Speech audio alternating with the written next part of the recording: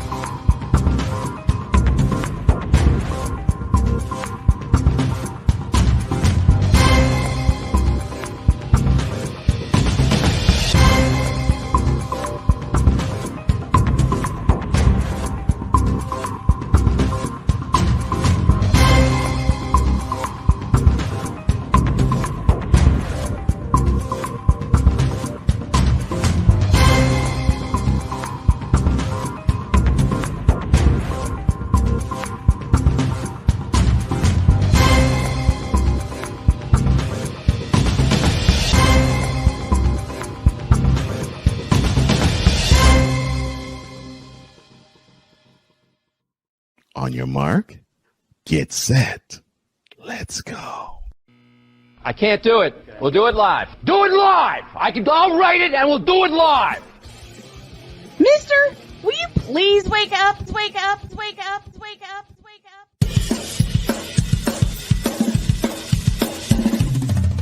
Good morning. Kevin Durant, you should have left California. This bronze sexual upset me in having to bring this teenage idiot from Wisconsin into a sports conversation. Are you really surprised the Cowboys are giving up on Ezekiel Elliott? Whoa. Hell no! Well, no one cares about baseball. Bitch, are you for real?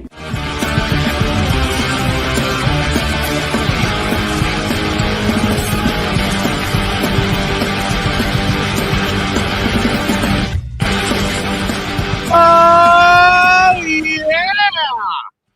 It's a tripped out Thursday edition, and we hope y'all have fun with us. Good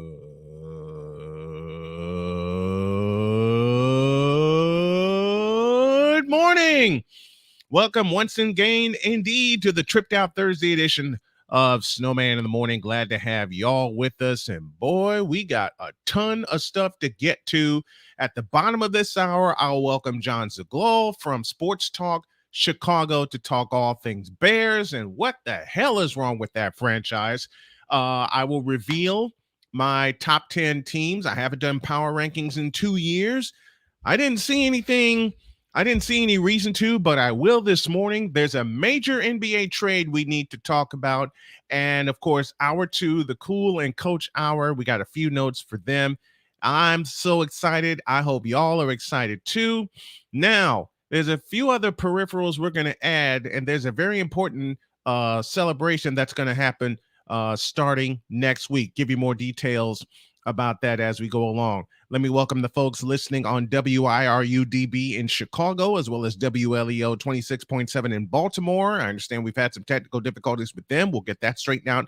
And those of you listening on our flagship station, Snowman Multimedia Sports Radio, the 1 and 2, and also to those watching on CSTV, as well as BS3 TV. Both channels are available on Roku. Check them both out. Here we go with a whip around presented by Fanatics.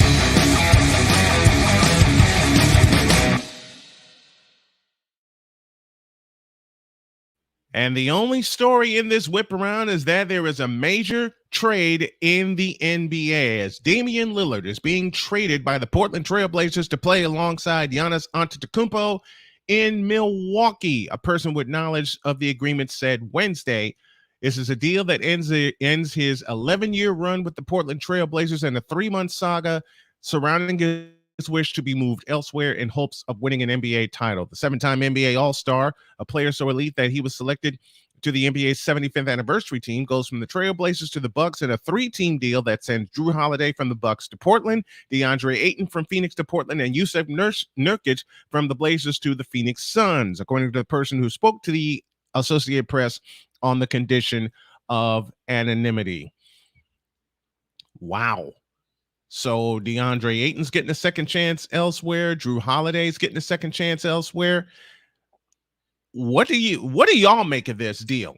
What do y'all make of this deal? I'll continue to read from USA Today. As with all trades, it cannot be finalized until NBA attorneys review the terms and approve the deal. It became known on July 1st that Lillard asked the Portland Trail Blazers for a trade, which he was long speculated to be considering, giving his desire to play for a contender, and Portland not seeming to have much of a chance with its current roster. I think this was all put in motion by them, in basic terms, selling off his backcourt mate, CJ McCollum. When they traded CJ McCollum to New Orleans, it signaled the end of Dame time for me in Portland. It just took him 2 extra years to get it done. I see Wize lurking in the background. Wize, whenever you're ready, I'll bring you on because we got to talk. We got to talk about this.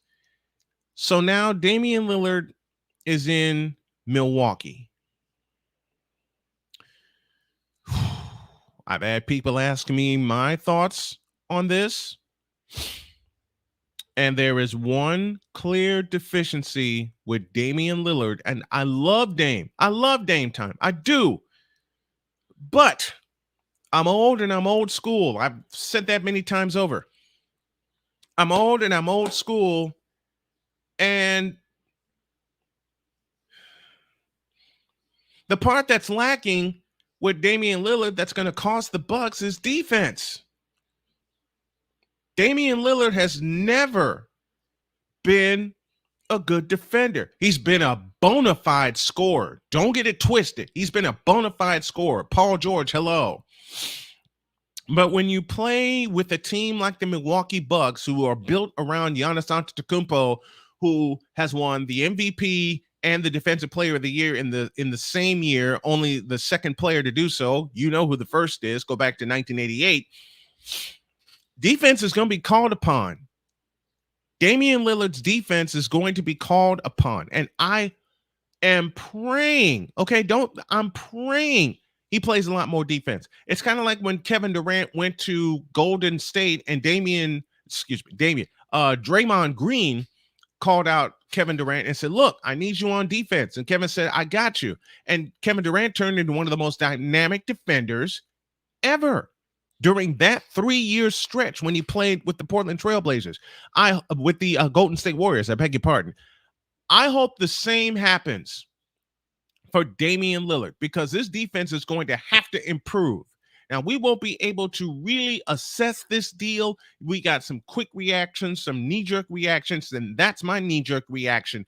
The defense for the Bucks, the defensive stalwart for the Bucks, is now in Portland, and that's Drew Holiday.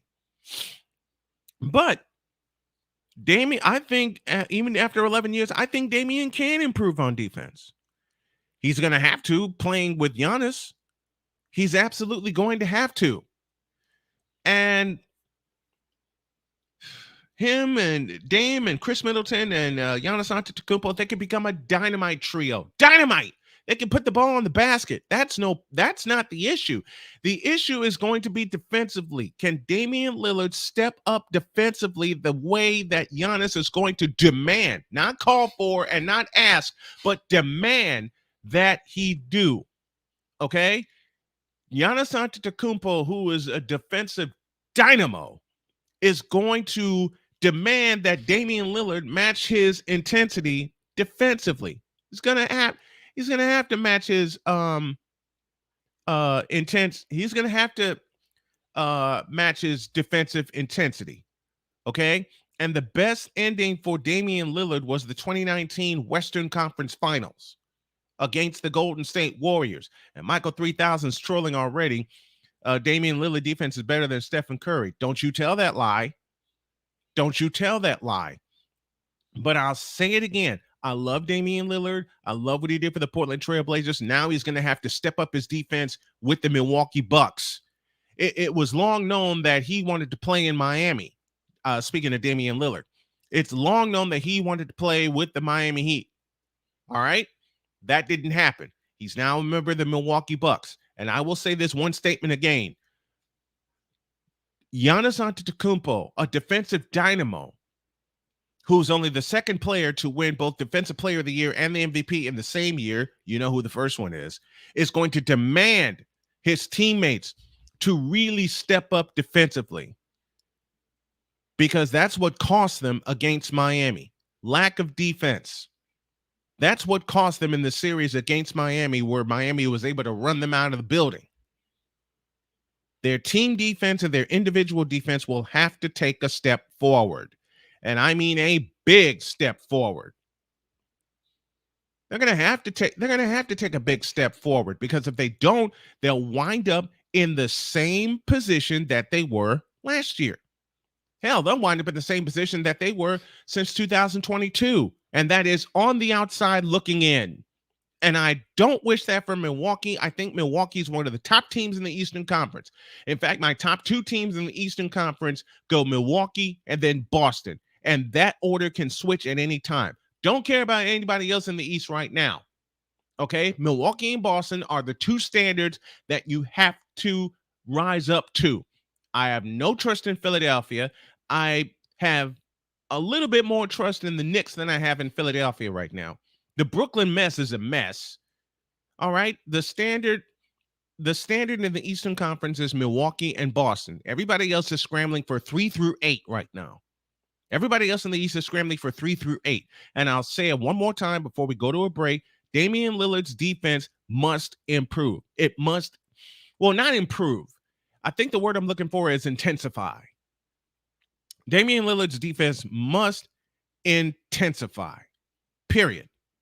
It has to intensify when you're playing alongside Giannis Antetokounmpo. Let's take a break. When we come back, for the first time in 2 years, I got some power rankings, and you'll see those and more. Snowman in the Morning with Cole Johnson continues in a flash. Join Ryan McCarthy. I became a Jets fan because Kermit the Frog was my favorite Muppet because he was green, and the Jets wore green. And that's how I became a Jets fan. And Dustin Henry. ESPN is cashing all in on let's pay a few personalities and we'll just kind of fill in the gaps, as they walk you through all of the world of sports from their perspective. The Albany Empire, it's a literal circus. No credentials required. Where, Ryan, say the tag. Where you don't need a press pass to talk sports. Every Monday at 8 p.m. Eastern, 7 p.m. Central. On YouTube and where you can find all podcasts. BS3 Network. Changing the way you watch TV.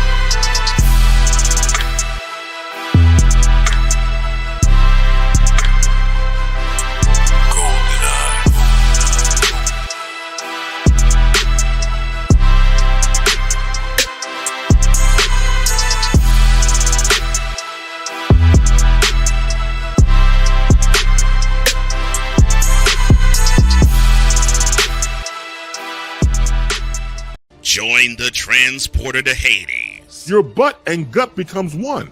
Join the reformer of hooker whores. This is my daughter, Placenta Booty Johnson. Join the bronze god. Whenever you are in distress, take off your baseball cap and throw it in the air. Join your very own superhero of broadcasting, Chris Bass. So whatever color crayon they get, they palm it and do 2 circles, and that translates to I can beat up black people. As he takes you through the week's paces in Baseline. Live every Saturday at 8 a.m. Eastern, 7 a.m. Central, No, Pacific Time Zone people, just stay asleep when this is on live and just catch the recording. Oh, I'm sorry. exclusively on the Chris Base YouTube channel.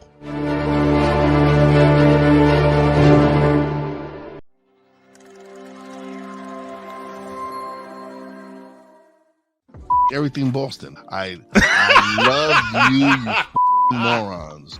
New Kids on the Block, New Edition. Dear whatever the law firm is. Sincerely, the U.S. Supreme Court. Ben Affleck, Matt Damon. Go yourself again, Jason Whitlock.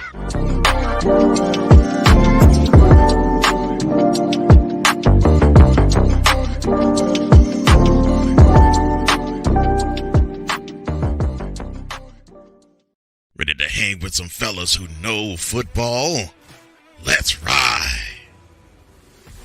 LC Muscles 28. I think they're the most overrated defense in the league. Steel Sermon. We did not trail for a single second. Tiny Tim. McCarthy is a bonehead. A Pizzle 90. I'm going with my boys. Fins up, baby. Get ready for the Four Horsemen of Peckham's. Every Wednesday night at 10 p.m. Eastern, 9 p.m. Central on YouTube.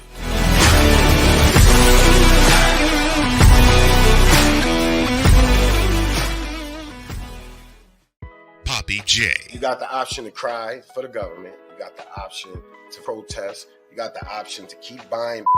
But this is also an option. Wize El Jefe. We're the first tech geeks. We're the first gamers. We're the first everything. Everything. Like Gen X's, we are the ones. BS3 Network proudly presents the crew from the New York boroughs who never wants that smoke. Nah, they want that fire. Papi J and Wize El Jefe, Fridays at 9 p.m. Eastern, 8 p.m. Central. Check your local listings for your viewing and listening pleasure.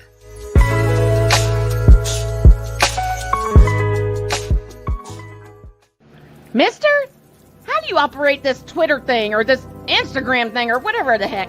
You're supposed to know all this stuff. Anyway, welcome back to the show.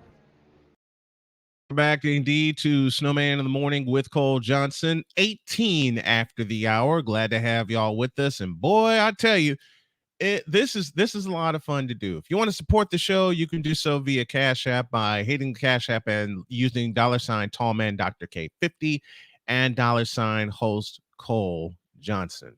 All right. Something I've wanted to do for a long time, and I finally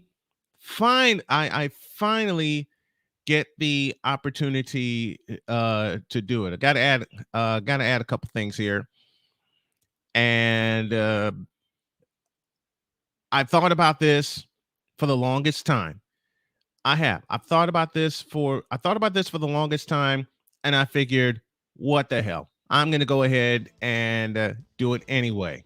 So, without any further ado, I present to y'all something I haven't done in 2 years. These are my NFL power rankings heading into week 4, and it's presented by BetUS.com. And I really hope that y'all enjoy this. I'm missing a couple. I thought I loaded this. Apparently I did not. So we're gonna do it again.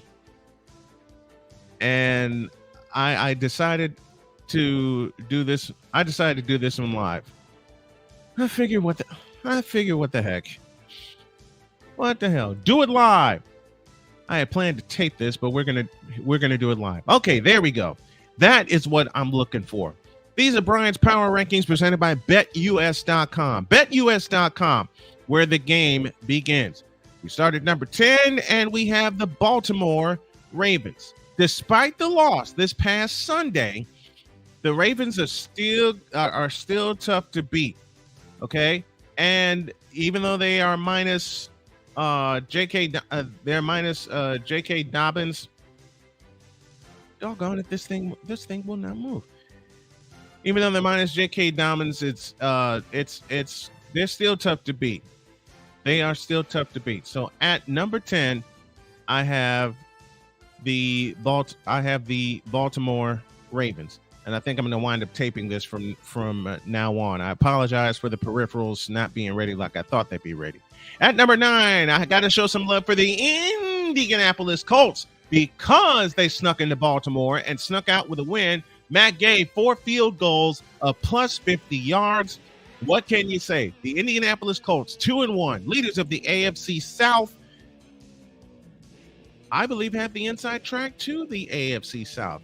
They've already beaten Houston, even though they've lost to Jacksonville. Jacksonville took one on the chin against Houston, 37-17. That's why the Colts are there. Colts are 2-1 in the AFC South.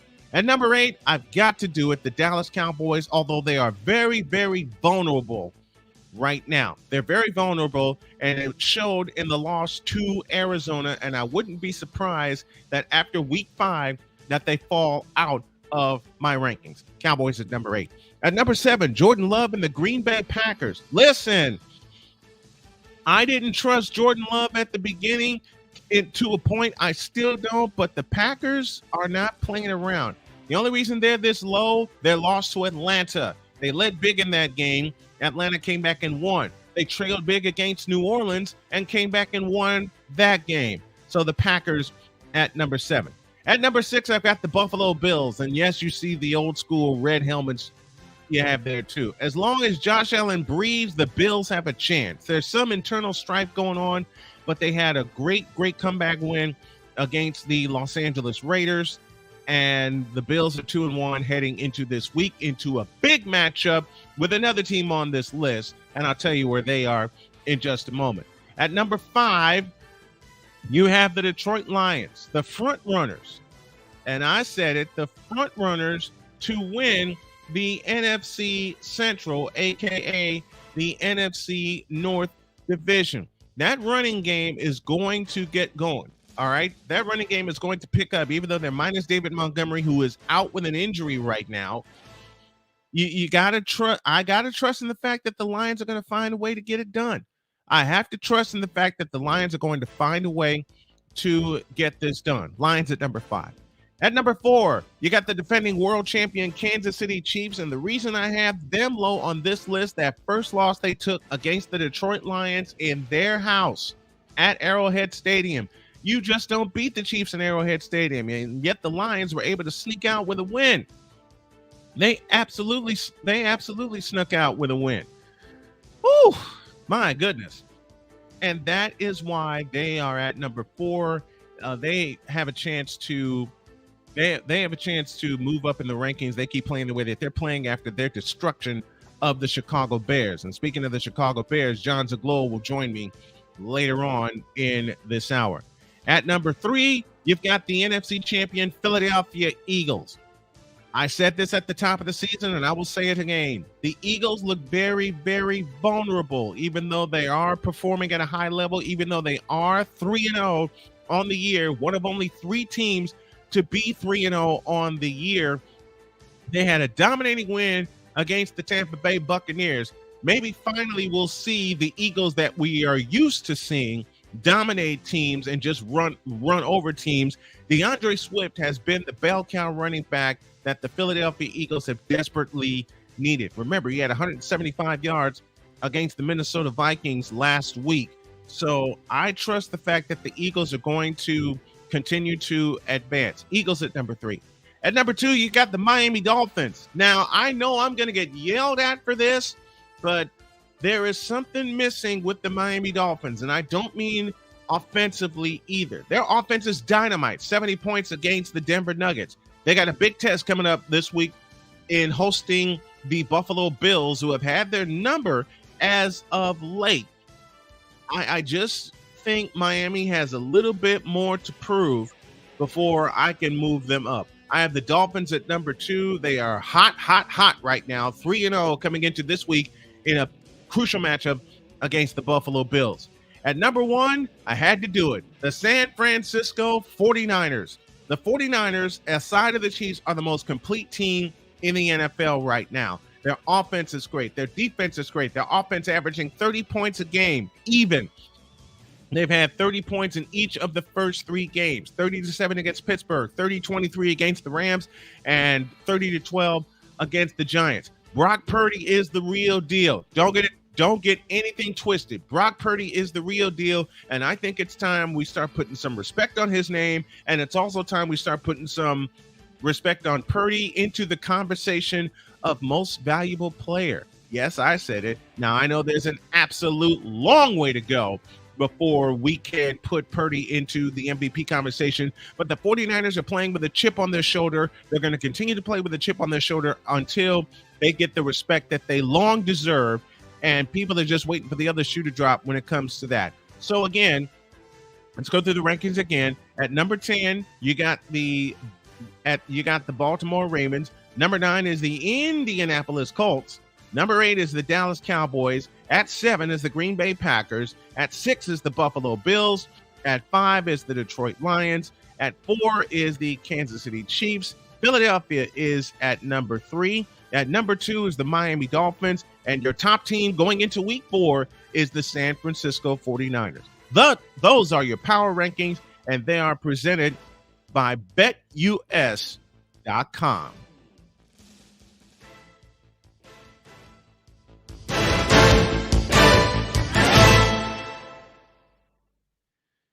Well, I hope you all enjoyed those rankings, and I know it's going to be a debate and a half about who belongs where with all the rankings, and I absolutely love it. Let's go to the Fanatics feedback.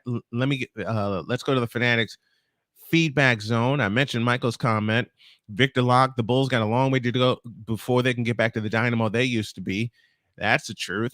Let me guess, 49ers are number 1. You got it. And Wize agrees. Ryan says, yep, called it. Denver Broncos, who cares? Broncos country, let's try. No. I'm not a homer, Wize.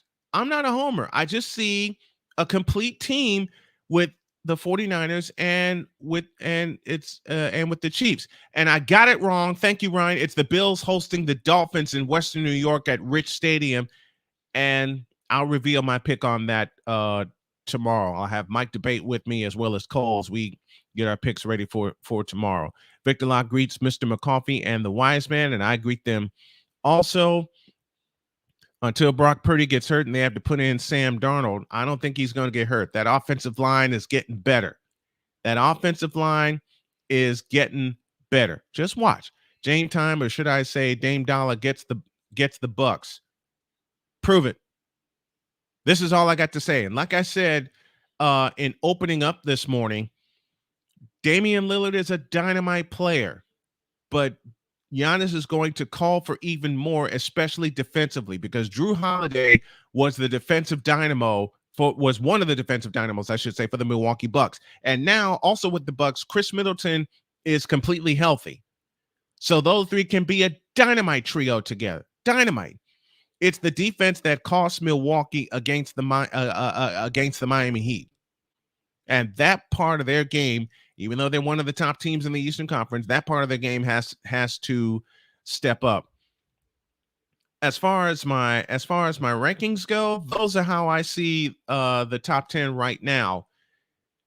I wouldn't be surprised if Miami and San Francisco flip spots. You know, a lot of people are saying Miami's the number 1 team. I don't think so. And it's not me being a homer. It's me seeing a complete team. As I said a moment ago, I see a complete team with San Francisco, a very complete team.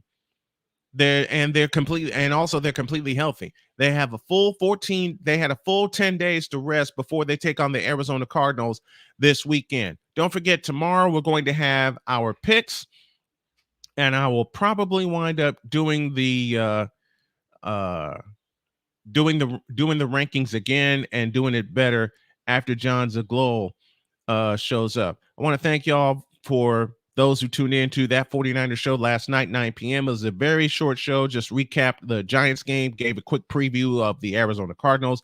There's going to be more of that. There is definitely going to be more of that. Diary of a Mad Snowman debuts this Saturday at 11 a.m. during International Podcast Day. Wize, I want to thank you for bringing me into Meet the Folks with International Podcast Day. I truly appreciate it. I'm going to tell 2 stories during that, and I know the 2 stories that I'm going to tell. You're just going to have to tune into the YouTube channel to find out. And I also encourage you to join the Snowman Army at patreon.com/Snowman Multimedia. The Army is getting bigger, and there's a lot that's going to be there, including Diary of a Mad Snowman, the uncut version. Decided to move it to Patreon. Let's take a break, and when y'all get back, you will hear the dulcet tones of one Jon Zaghlol, who is in charge of Sports Talk Chicago. Back after this.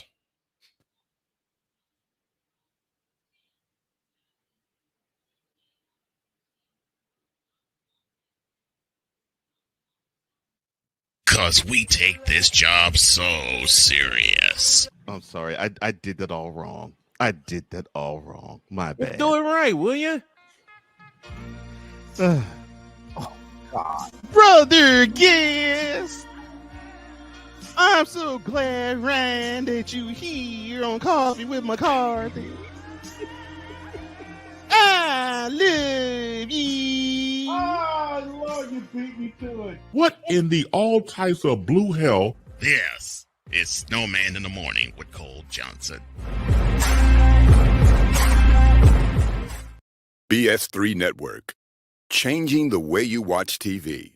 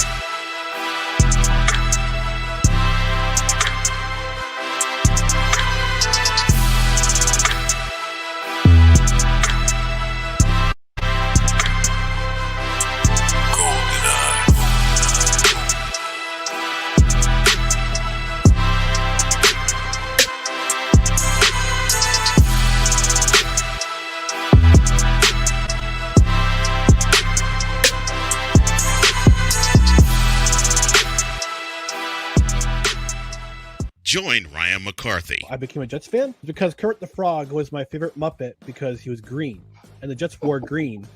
That's how I became a Jets fan. And Dustin Henry. ESPN is cashing all in on let's pay a few personalities and we'll just kind of fill in the gaps. As they walk you through all of the world of sports from their perspective. The Albany Empire, it's a literal circus. No credentials required. Where, Ryan, say the tag. Where you don't need a press pass to talk sports. Every Monday at 8 p.m. Eastern, 7 p.m. Central. On YouTube and where you can find all podcasts.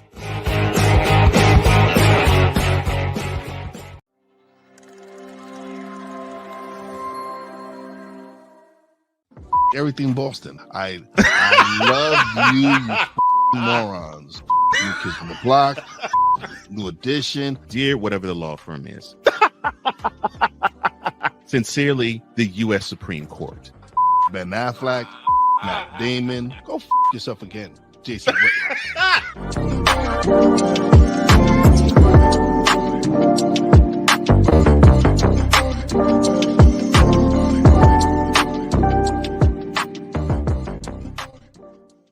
Ready to hang with some fellas who know football? Let's ride. LC Muscles 28. I think they're the most overrated defense in the league. Steel Sermon. We did not trail for a single second. Tiny Tim. McCarthy is a bonehead. A Pizzle 90. I'm going with my boys. Fins up, baby. Get ready for the Four Horsemen of Pick'ems. Every Wednesday night at 10 p.m. Eastern, 9 p.m. Central on YouTube.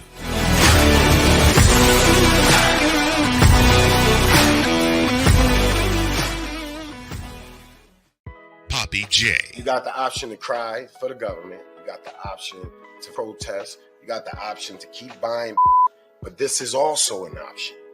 Wize El Jefe. We're the first tech geeks. We're the first gamers. We're the first everything. Everything. Like Gen X's, we are the ones. BS3 Network proudly presents the crew from the New York boroughs who never wants that smoke. Nah, they want that fire. Papi J and Wize El Jefe. Fridays at 9 p.m. Eastern, 8 p.m. Central. Check your local listings for your viewing and listening pleasure.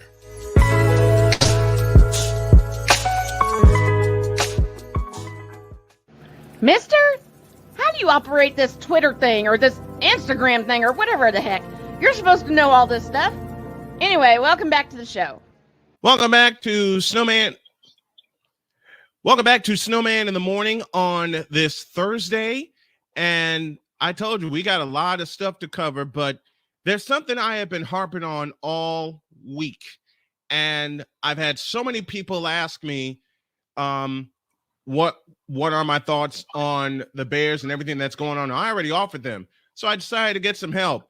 Joining me right now on the Invader Coffee guest line is someone I met a couple of years ago while I was in North Carolina. He's a very, very dear friend, and he can break it down just as truthfully as I can. Please welcome Jon Zaghlol from Sports Talk Chicago, and he joins me right now. Jon, good morning. Morning, Snowman. Great to be on with you, man. How are you doing? I'm doing good, man. How about you? Doing okay. This Bears season's kind of keeping me up at night, to say the least. And I know we're going to talk about a lot of that here this morning. What a disappointing way to start off this year, to say the least. I mean, 0-3 to start the year, and that's just the tip of the iceberg. It just makes everybody involved, from Ryan Poles on down to Justin Fields, just look like dummies right now. Let's just say it real. I think everybody's to blame, Snowman. I mean, you could even go all the way up to Kevin Warren if you really wanted to, because he came in as president and promised things were going to be different than the Ted Phillips approach. Well, I'm seeing the same old Ted Phillips approach out on the field as well. You go up from the top down. You go to Kevin Warren, Ryan Poles, Matt Eberflus, Luke Getzey, Alan Williams, who's already gone, now Justin Fields, and how this team is performing on the field, the personnel that they have. Everybody is failing every single week. So it's turned into a situation where they have the worst point differential in football. They have the worst defense in football, worst offense in football. They're 0-3. This is not at all how it was supposed to go. And for those who say, well, hey, they're tanking again. No, they're not tanking again. This is actually real. This is actually happening due to significant failures on this team. Last year, there was kind of a consensus, all right, maybe they're tanking, trying to get that top pick, but we'll kind of let it go. There's no letting go this year. This was supposed to be at minimum a 7-10 team, and at maximum 10-7, maybe a wild card team. We're not going to see any of that if this trend and these performances week to week continue. Not going to see either of those records. And I saw on Facebook and through other parts of my social media that some people actually predicted this team to go 12-5, and my immediate response to that was, with what team? With what offense? I mean, there is nothing there. I hearken this back to 2010, and of course the Bears opened up against the Green Bay Packers this year, and I made a comparison at the top of the year that this reminds me of the NFC Championship that the Bears hosted at Soldier Field against Green Bay. You know, and a lot of people, especially Chicagoans, will say, oh, how can you make that comparison? I say it's pretty simple. They allowed an injured Aaron Rodgers to walk right down the field in 7 plays and stick it in the end zone. And since then, the Bears have not recovered. What happened against Green Bay? Before you even blink, they were down 17-6. They get blown out 38-17, and it's just been down. It's just been all downhill. It's been all downhill since last year. And if you go back to last year, they sort of kind of look good against the 49ers. Of course, that game was played in a monsoon. But since that home opener last year, this team has sunk. Yeah, they certainly have. I mean, they've lost 13 straight games, which is actually a franchise record going back to last year. So you want to talk about futility and worst Bears football ever. That's a fact. That's a factual statement that you could make. So for those, and there aren't many, but for those who still try to defend this organization when it comes to Ryan Poles and Matt Eberflus, you really can't, because this is technically the worst the Bears have ever been. They've lost 13 straight games going back to last year. That's a franchise record. You can't argue with it. In addition, you mentioned what team. Yeah, there were people out there calling Justin Fields an MVP candidate as well.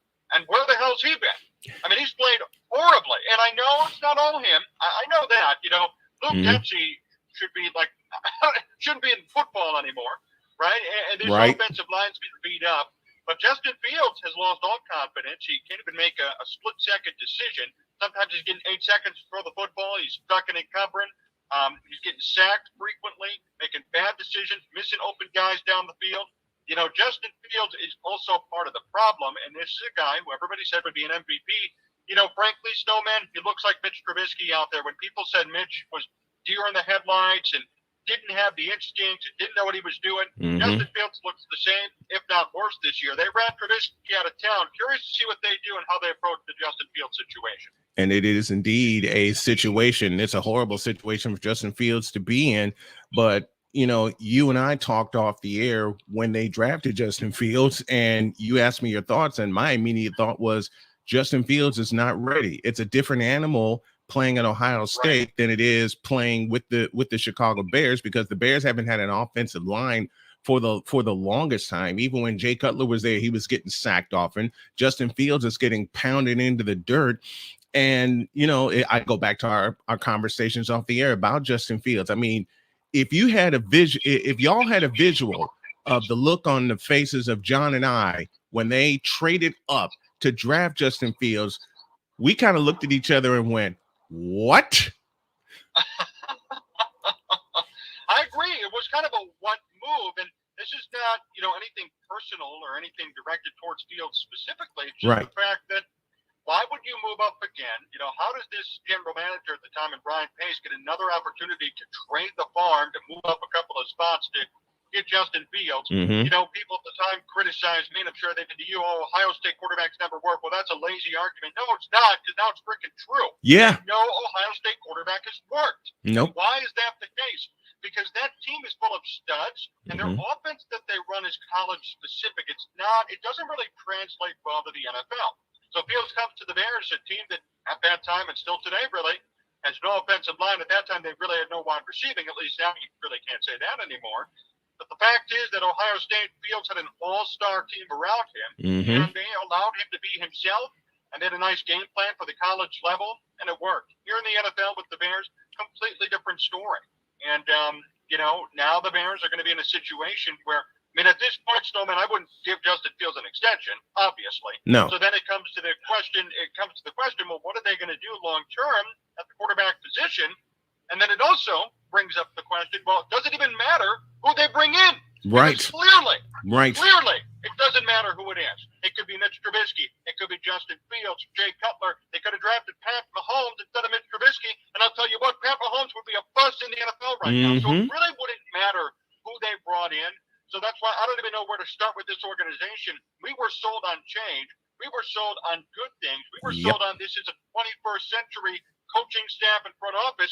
And we're seeing the same old stuff that we've seen for the past 50 years on this team. It's ridiculous. Yep. We're seeing the exact same thing we saw beginning in 1986 when that Bears team started to be dismantled. You know, Buddy Ryan was the first to go, and that defense fell down. And Mike Ditka went 6 years after that, and the whole team started to fall down. I make this comparison. I've been asked so many times, you know, especially by my late mother and members of my family, how could I be a fan of a team that's not from Chicago? And those who follow me know my team is the San Francisco 49ers. I've been a 49er since 1981. And I started with the basics. I said, look, that team and this team this year is put together, and they built from the inside out. And I'm talking about offensive line and defensive line. Someone actually had the nerve, John, to ask me, why am I such a fan of Brock Purdy? Is it just because he plays for my team? I've been a fan of Brock Purdy since Iowa State, and I knew whoever drafted him, they would be getting a gem. You want a difference in night, and you want a night and day difference? Brock Purdy actually plays the quarterback position and plays it well. And with the 49ers, with John Lynch, the GM, Kyle Shanahan, the coach, they actually designed an offense, beginning with the offensive line, that works for Brock Purdy and the weapons that he has. So yes, you can be stacked, but at the same time, you got to get the basics down. And the Bears don't even have the basics down. Yeah, that's a good point. I'm a huge fan of Brock Purdy as well, for the simple fact that this guy, came up kind of out of nowhere. I mean, I know you knew him at college, but many didn't. And turned into such a great QB in the NFL. And I give him and the 49ers all the credit in the world for developing him and for really taking a risk and putting it out there on the line and getting rid of Trey Lance and saying no to Jimmy Garoppolo, sticking with Purdy. Turned out to be a genius decision on their part. Good for them. They designed an offense around him.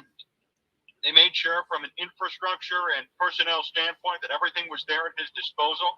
Clearly, the Bears have never done that for any of their quarterbacks, and they're not doing it for Justin Fields. So, I mean, I know I sit here and I bash Fields. It's everybody. Fields is partially responsible because he's playing like crap. There's no doubt about that. No doubt. But, you look at the personnel around him, the coaching, the beat-up offensive line, and all of these other issues. They're all coming to light together, and they're all working together to sink the Bears. And so far, it's working pretty well.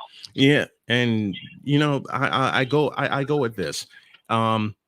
Let's go to this. Cole asked me a question on air one day last year that is so very true. And again, I compare this to teams like the Eagles and the 49ers, and to a point, the Kansas City Chiefs. Why are teams allergic to running the football? Because the best running offense in the NFC right now is in San Francisco. Of course, you're blessed with Christian McCaffrey, Brock Purdy, who can run when he needs to, Elijah Mitchell, the second-year man out of Louisiana, and of course their fullback Kyle Juszczyk in his 13th year.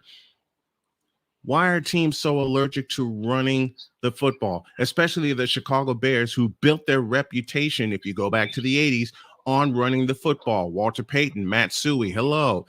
But you allowed your multiple-time 1,000-yard rusher to walk without even having a sense of urgency to re-sign him. Yeah, David Montgomery's gone, and I know now he's hurt out there in Detroit, but I still thought that was a dumb decision considering the details of the contract that he got. I do believe it was somewhere in the vicinity of 2 years, $10 million. Well, the Bears went out and spent money on Donte Foreman for a one-year deal. Now Foreman's already inactive. So I don't understand why they kind of let Montgomery go for really no reason. It wasn't a budget thing. There's no way. I mean, that's certainly an affordable number for Montgomery. Roschon Johnson, I think, is going to be a stud running back, but they aren't using him enough. I mean, they're using him decent amounts, but not enough, or not as much as I'd like to see. Right. And even Justin Fields last year, who set a record, franchise record for rushing yards as a quarterback. I mean, he only has 109 yards through 3 games, which is very unlike him. He's averaging, 30 yards a game? 30 yards. And that's kind of sad because that's pretty sad because last year Fields was popping off for 90, 100 yards almost every game. It was impressive. It was fun to watch. It was more. Last year we saw a competent quarterback. We didn't see a perfect quarterback. Right. We saw a guy who can definitely handle being a pro. This year, this is worse than even his rookie year, Justin Fields. This is at an all-time low for him. So I really don't know what they're doing. Clearly, it's a change in play calling and a change in philosophy. But hey, Luke Getsy, it's not working. So go back to what was working, because this is not, and you're kind of shooting yourself in the foot week in and week out that you continue to deploy this sort of game plan. It's not working. One final point before we go to a break, and I'm really just gonna give you the floor about this entire Bear organization, and I'm going to lead you right to the water with the statement: since they got knocked in the mouth in 2010 against an injured Aaron Rodgers and the Green Bay Packers, they have not been the same. You can couple that by saying they haven't been the same since 1986. That, of course, January 26th, when they won the Super Bowl in convincing fashion. those two periods of those two dates right there, the NFC Championship against Green Bay and the Super Bowl of '85, the Bears have been inconsistent at best, and they have certainly not been the same since those two times. They certainly have not, Snowman. And, there's the point, looking at how far they've dropped. I mean, they asked for patience with Ryan Poles coming in. The Bears already kind of did a rebuild with Nagy and Pace. They did another one last year. And now we sit at a point where there have been multiple reports suggesting that maybe they're going to do one again. Maybe they want to do one again after this season if things go according to the way they are right now. I mean, this team is a complete dumpster fire and a complete joke. And it starts at the top, even with Kevin Warren, because we haven't heard anything from him since the day he signed on to be the Bears president. We've heard nothing from him. And I don't know why that is, because look at how bad they're playing and look at what's been going on off the field. Some things need to be addressed from him. Ryan Poles promised it would be different. It hasn't been. Matt Eberflus promised he'd be different. It hasn't been. Luke Getsy promised he'd be different. He'd bring in the Green Bay Packer and Aaron Rodgers philosophy. Well, I guess that means screwing over Justin Fields. Yep. So everybody has had a role to play in this team being 0-3, and this team being effectively the worst team in football. And as we sit here today, I don't even know where to hope or where to look forward to as far as the future goes, because clearly this organization can't even hire the right people. Nope. And when they think they've hired the right people, it ends up blowing up in their face anyway. Yeah. They're consistently futile. They're consistently bad. Something needs to change.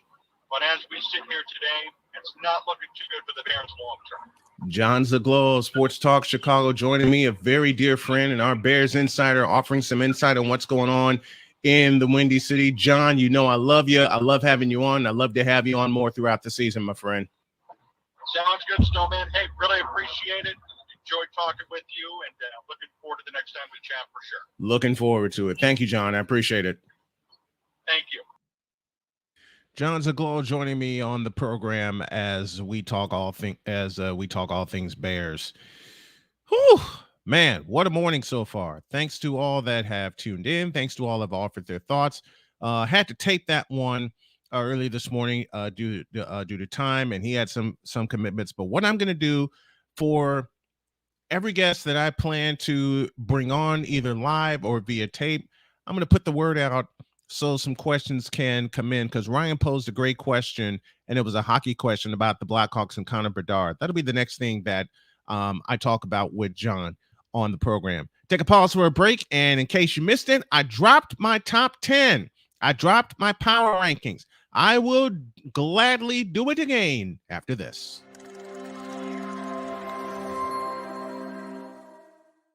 Everything Boston. I love you morons. New Kids on the Block, New Edition. Dear whatever the law firm is. Sincerely, the U.S. Supreme Court. Ben Affleck, Matt Damon. Go yourself again, Jason Whitlock.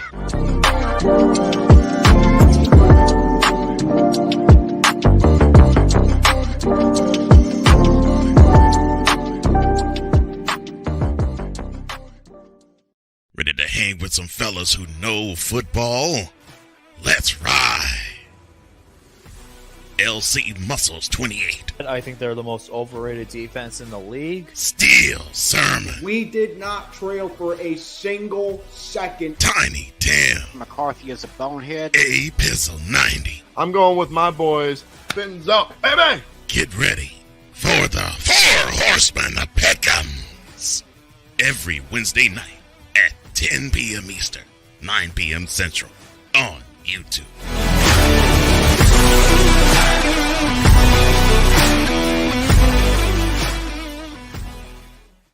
Papi J. You got the option to cry for the government. You got the option to protest. You got the option to keep buying, but this is also an option. Wize El Jefe. We're the first tech geeks. We're the first gamers. We're the first everything. Everything. Like Gen X's, we are the ones. BS3 Network proudly presents the crew from the New York boroughs who never wants that smoke. Nah, they want that fire. Papi J and Wize El Jefe Fridays at 9 p.m. Eastern, 8 p.m. Central. Check your local listings for your viewing and listening pleasure.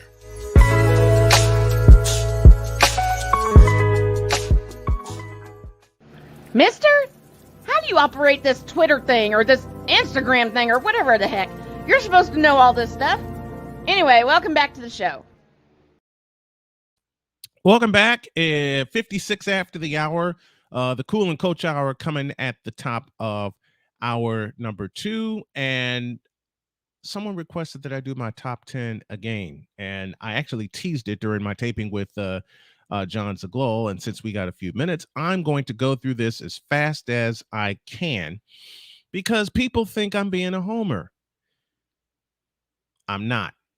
I actually see a complete team. In case you missed it, here are my top 10 power rank. Here are my power rankings, and they're presented by BetUS.com. Without music this time. We'll start at number 10 with the Baltimore Ravens. The Ravens, despite the loss, are still a competitive team, especially with John Harbaugh as the coach. Number 9, got to show some love to the Indianapolis Colts for their big win. At Baltimore, Matt gave 4 field goals of plus 50 yards to do the trick. Number 8, the Dallas Cowboys, or as Cool McCain says best, that Arlington football team. They're going to fall in 2 weeks' time. If they fall they host the New England Patriots this week. Doggone it.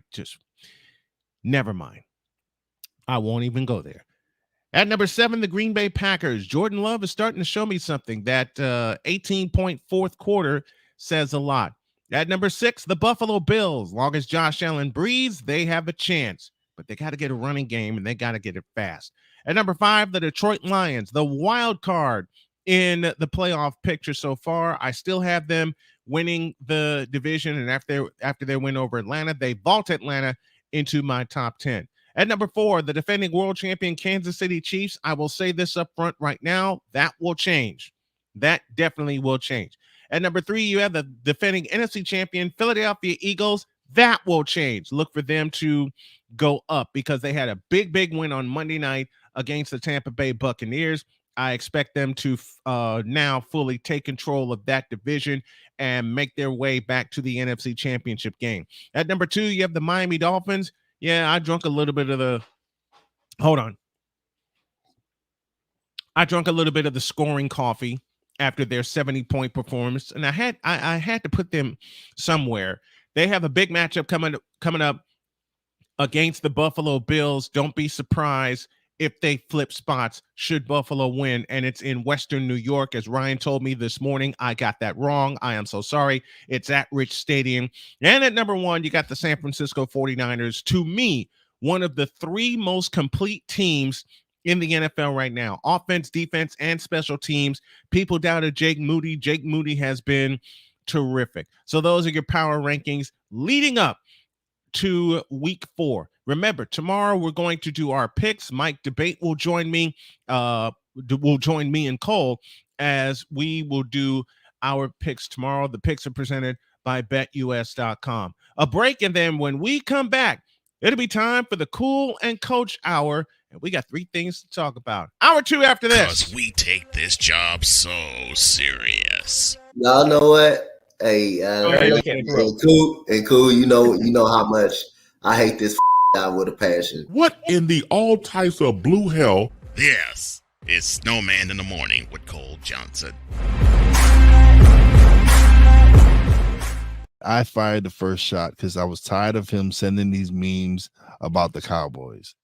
So I fired the first few shots. Mm-hmm. And I need to be able to win this weekend to fire some more shots. And yeah.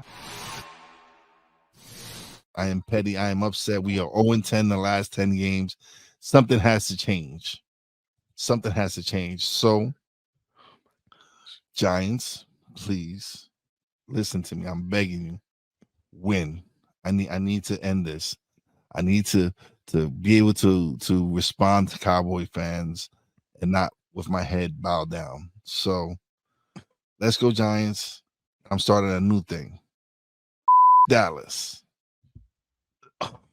Oh, Lord. Join Ryan McCarthy. I became a Jets fan because Kurt the Frog was my favorite Muppet because he was green, and the Jets wore green. That's how I became a Jets fan.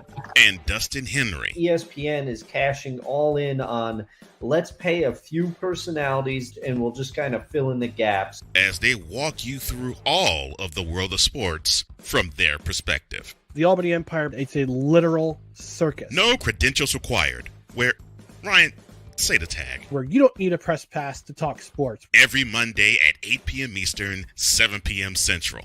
On YouTube and where you can find all podcasts. BS3 Network. Changing the way you watch TV.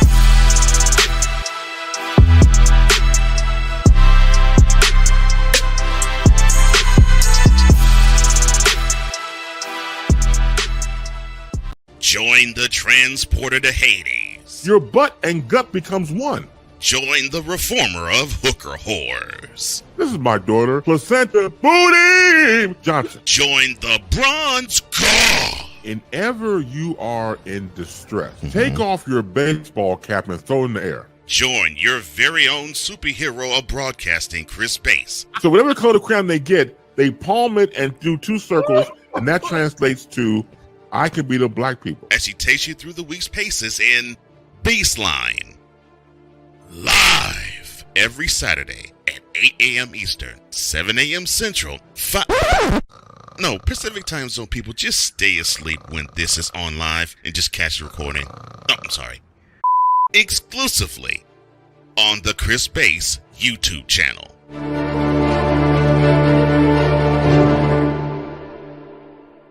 Hey, Eagles fan.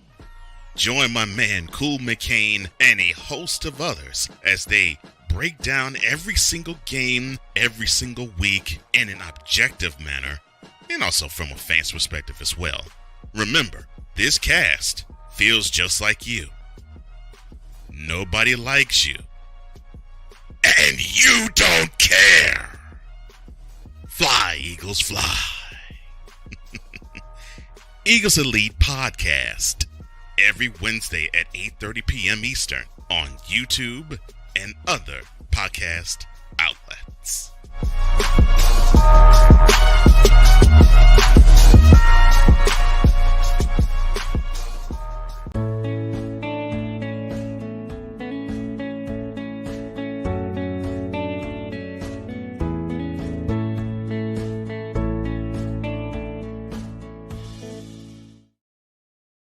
Yeah, hour 2 of Snowman in the Morning, 11:04, 4 minutes after the hour, here on this tripped out Thursday edition of Snowman in the Morning. And there's a couple guys in the back that are waiting, and waiting very, very patiently. Well, I may as well get them on right now. Let's have some fun.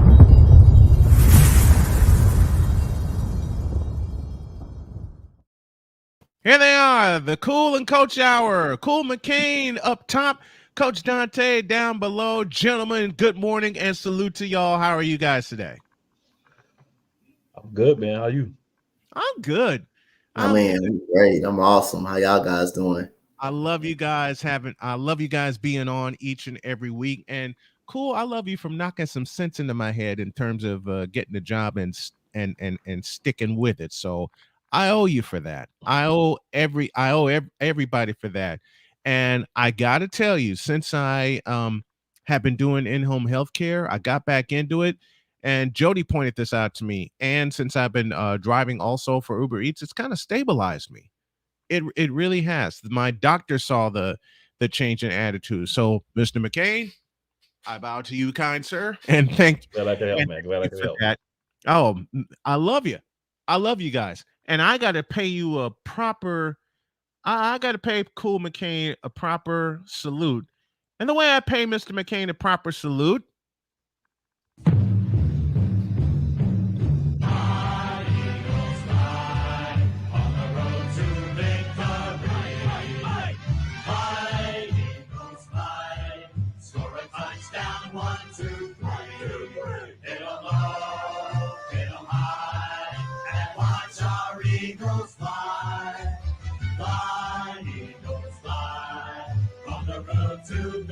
let's hear it. I'm not even doing it today. I'm relaxing today. This is a calm day. A calm day, and yet you got a brilliant Eagles background behind you. You got the hat on, of course, cool, representing the Philadelphia Eagles. All right, gentlemen, let's get into it. Thursday Night Football tonight features an NFC Norris division matchup, the Detroit Lions and the Green Bay Packers. Remember what the Lions did last year? They sent Aaron Rodgers into oblivion. The Packers 2-1 coming into this evening. Same with the Detroit Lions. Let me go up to Cool McCain first. Break down this matchup, if you would, please, kind sir. Sure. I mean, it's a very simple matchup here. We've got one team that has a very solid defense, one team that is consistent, plays 4 quarters. We have one team that looks wonderful at times, and at times looks like they shouldn't even be in the NFL. So if you're asking me, I'm going to go with the team that I believe is going to give me the most consistent play. And that's going to be from the Detroit Lions, right? Jared Goff has looked wonderful since he's got here. He's got weapons. If they figure it out, they've got a great running game. That's their spot of inconsistency, but they got to figure it out. But when you look at the Packers, I mean, Jordan Love has looked a lot better than I thought. I have to give him some props because I thought it was going to be horrible, and he's at least been decent, right? At times he's looked really good. But I just feel like Green Bay's defense is not going to be able to stop Detroit's offense enough to win this game. But I was wrong about the Lions fighting for the bottom of the division because Chicago tricked me into thinking they were going to be the second or third best team in this division. And I will say I'm normally pretty on top with these things, but Chicago, bottom of the division. I think Green Bay still has a shot at number 2 because Minnesota's so bad too. But Detroit, to me, is the top of this division. And they're going to be the top of this division until somebody else can knock them off and actually be a solid, consistent team in this division. I haven't seen anybody do that. I haven't seen it either. And I said this at the top of the season when people were challenging me when I did my division picks and said that the Bears would be 12-5. My next 2 words are with what? I haven't seen it. I won't see it. Of course, we know the curious case of Minnesota and Kirk 2 Chainz Cousins. They're 0-3, and it's going to be a while before they pick up their first win. Let me go downstairs to Donte. The Detroit Lions are the class of the NFC North of the NFC North division. Now they're going to be hurting without David Montgomery, their most consistent running back, and they snatched him from the Bears. But Donte, I got to tell you, after they went to Kansas City and won inside Arrowhead Stadium, it kind of proves it proved my point and quite a few others that the Lions are here. The Lions are here to stay, and I believe they have the inside track to winning the Central Division title. Well, Cool McCain ain't the only one was wrong about the damn Chicago Bears. Well, right? I was wrong about Minnesota. I didn't think like they have literally the same team outside of the running back situation, and Jordan Addison. So they got younger at that situation, but they're I'm gonna tell you something about that defense is bad. That Minnesota defense is just flawed off. It's horrible. It's horrible. The offense ain't even a problem. It's just the defense cannot. They can stop us 3. That defense couldn't stop us 3. But other than that, I'm with Cool McCain. I'm gonna go with the team that has the most consistent. That's the Detroit Lions. Yes, David Montgomery is out. He's a good one. David Montgomery is very underrated. Behind that Bears offensive line to still get over 900 yards and 800 yards, that says something on how good he can actually be behind a bad Bears offensive line. But that means more opportunities for Jahmyr Gibbs out of the backfield in the run game right there. Like Cool said, Jared Goff has been wonderful since coming over from the Rams, since the Rams just gave him up, because they thought he was the problem of them losing the Super Bowl when Todd Gurley decided to check out and stuff like that. Other than that, he's been good. He's got the receivers. The defense can get stops from time to time or when you need them. I just think they the best team and the most complete team in this division. But boy, Cool McCain wasn't the only one wrong. I was wrong. I was wrong. Let's stay inside the NFC Norris division, as famously called by Chris Berman. I want to go to Donte first. And I know I'm going to push a button that's going to make him go. That's going to make him go off. So I'm going to warn y'all ahead. I'm going to warn y'all ahead of time, especially those of you on WQEE. We'll edit what needs to be edited. But Donte, there were people that actually thought that the Chicago Bears, the team that has tanked since 2010, the team that has tanked since 2010. I'll say it a third time. The team that has tanked since Green Bay with an injured Aaron Rodgers came into Soldier Field and socked him in the mouth for the first drive of the game and has not been the same since. There were people on Facebook, I swear to you guys, I know y'all have seen it, that actually believed the Bears would be 12-5. I'll go downstairs. Are you for real? Absolutely. Donte, why were people drinking the Kool-Aid when it comes to the Chicago Bears? I have to ask that question. I mean, I thought the Chicago Bears were going to be an improved squad, but I didn't think they would be 12-5. I never thought they would be 12-5. I wouldn't go that far out of the gym right there. I thought they could be an improved team, but again, just know who's scared of Chase Claypool, who's scared of that guy on the outside, who's scared of a number 3 wide receiver and Darnell Mooney, who's scared of him, DJ Moore, nobody's scared of him right now. Nobody's scared of him right now, and I bet you the Panthers are kicking themselves in the butt of giving up a first round pick. Now they are 0-3 along with them, so both teams are losing in that situation at that point in time. On the quarterback and the wide receiver. So both teams are at that point. No winners up in that move at that point. Who's scared of the defense? Who's scared of that defense? The defense look like it's 7-on-7 out there. They can't go cover anybody. They can't stop the run. And the offensive line still has the same problem.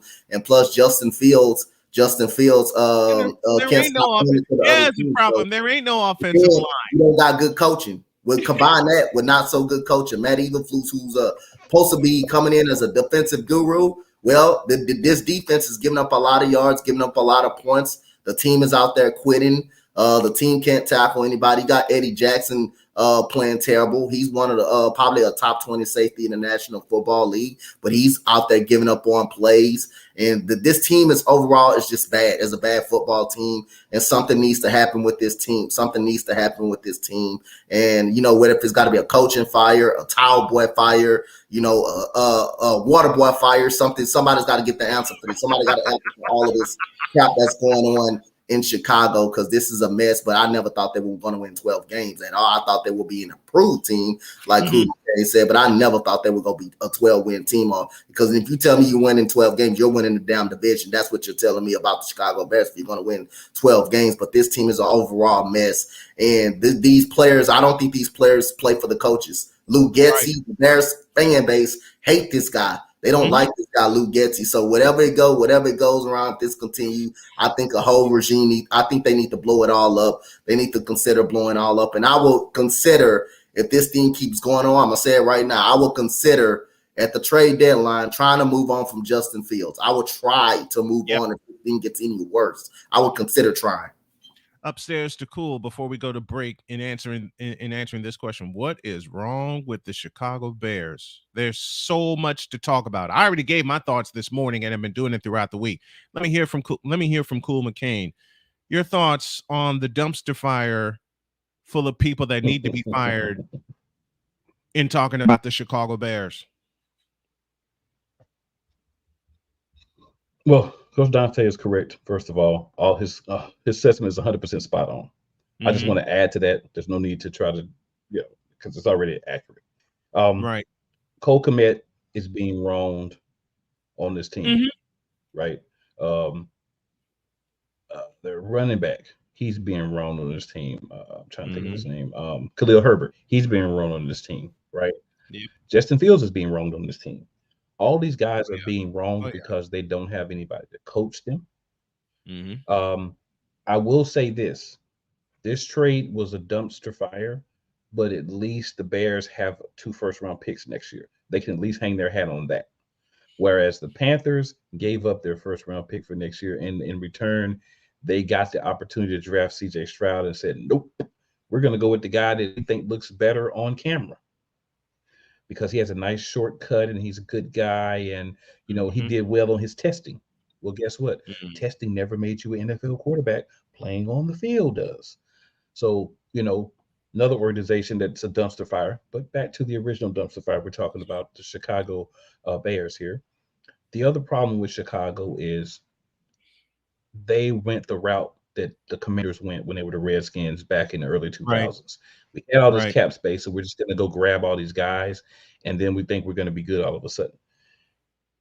Offensive lines, you either draft guys or you get guys from really good teams that were just the backups and couldn't usurp, one of your top linemen in the league. You don't go and just grab guys because they're free agents, guys that nobody else is paying this type of money for, and expect that to be a team that works together. When your head coach is trying to also be the defensive coordinator, unless you are a guy who really has many years of experience as a DC, you don't need to try to wear both of those hats. I say this about offense all the time. It's working for defense in this case. Mac Eberflus needs to be out of there. He needs to be. Yes.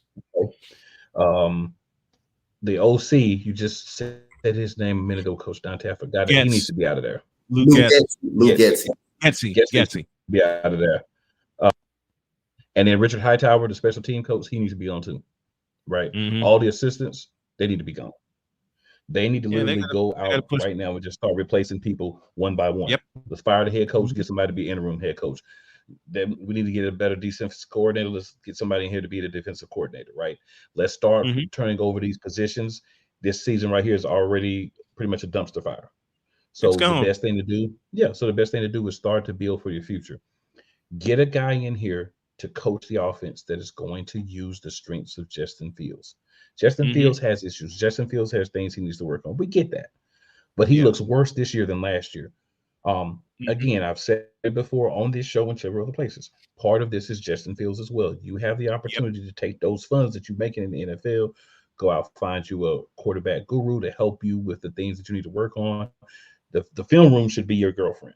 That's where you should be spending your time at. You in the film room should be so tight that it's like y'all dating, because you can improve some of these things just and build yourself. If you want to be an NFL quarterback, you have to take that time yourself. And I'll give you a perfect example. Yeah, you can call me a homer for using it, but I'm going to use it. And that's Jalen Hurts.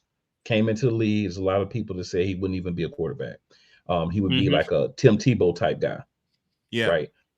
Proved them wrong, took his time, worked, got stronger, stayed in the weight room, lives in the film room, does the things you need to improve, got those quarterback gurus, got a mentor, got people to help him in the offseason. Came back looking better last year. A little shaky to start off this year, but finding ways to get wins. Justin Fields used that example. I think you're a similar style of quarterback. You can run, but you have the ability to throw. The difference is the work. And I'm not saying that you're not putting in any work, because you are an NFL quarterback. I believe you're putting in work, but put in more. Live in there. Do everything you can to be the best that you can be. And DJ Moore, you need to find a way to find you some help to learn how to be a better wide receiver. Yep. You are a no factor And I told people Terrence Marshall Jr. for the Carolina Panthers was a better wide receiver than you. Yep. And You people said that told me I you was said that crazy. draft night said that draft night when the trade happened. You said that draft night when the trade happened. And I close with this question. I want to get the chat lit up too. Why did the Bears mortgage their future for DJ Moore? I will always say it in that fashion, because as these two gentlemen have said so expertly and so perfectly, no one on this Bears team frightens you. No one on this Bears team gives you any kind of pause to think, okay, maybe we need to take a look at, and maybe we need to take a look at him. Maybe we need to fear him. Okay. No one on this team gives you that kind of pause. Take a break. And when we come back, Chiefs linebacker Willie Gay fired a shot, but is he lying? We'll discuss when y'all get Join Ryan McCarthy. I became a Jets fan because Kurt the Frog was my favorite Muppet because he was green, and the Jets wore green. That's how I became a Jets fan.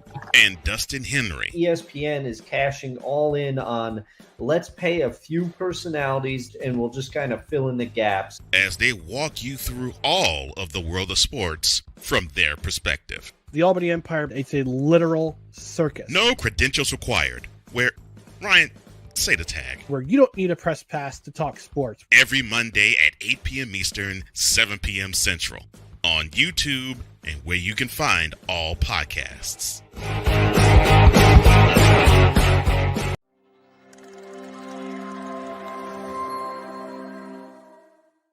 Everything Boston. I love you morons. New Kids on the Block, New Edition. Dear whatever the law firm is. Sincerely, the U.S. Supreme Court. Ben Affleck, Matt Damon. Go yourself again, Jason Whitlock.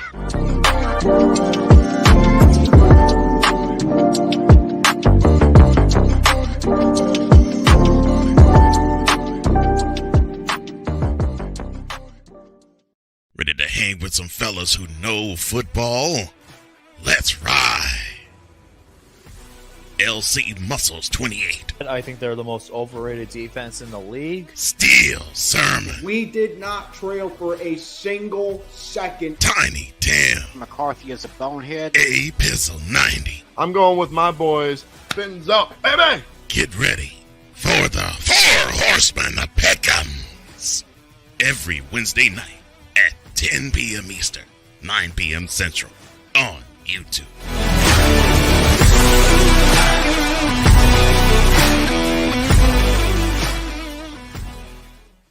Papi J. You got the option to cry for the government. You got the option to protest. You got the option to keep buying, but this is also an option. Wize El Jefe. We're the first tech geeks. We're the first gamers. We're the first everything. Everything. Like Gen X's, we are the ones. BS3 Network proudly presents the crew from the New York boroughs who never wants that smoke. Nah, they want that fire. Papi J and Wize El Jefe. Fridays at 9 p.m. Eastern, 8 p.m. Central. Check your local listings for your viewing and listening pleasure.